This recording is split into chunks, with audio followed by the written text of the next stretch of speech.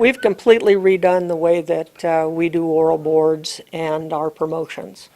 The way that it starts out now is everybody writes their resume. It really explains what they want to do, what they can bring to the sheriff's office in that particular position. Everyone who puts in for it is given an opportunity to sit at the oral board and answer questions. So the big change there is one or two or three people out of 10 or 12 aren't singled out and said, okay, these are my top people and these are the people I'm going to interview. We are going to interview everybody. The second thing is the way that the board is made up.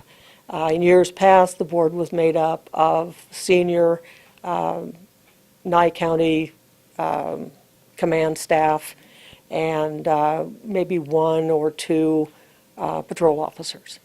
Now it's made up of primarily that group to which the person wants to be promoted. So if it's sergeants, there'll be the sergeant sitting there. If it's the detectives, as was the first one, it will be the detective sitting there, so that they're actually trying to evaluate whether this person is going to be able to fit into their group.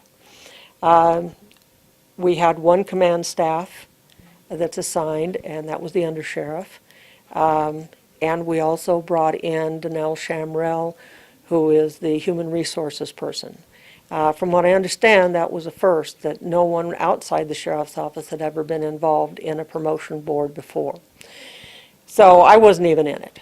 I opted out and said, no, I think that you guys need to do this on your own. So in order to prepare for this oral board, they wrote out 10 questions. And they decided how those questions were going to be asked.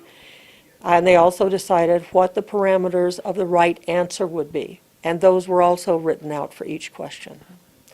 Now, once all that was done, we added something else. Before everybody was notified, we went to the union, and in this case it was the NCLEA union, and asked for one person, an NCLEA representative, to come in and monitor everything. They weren't a voting person, but they were able to review the questions as they were being given and decide whether they thought it was fair.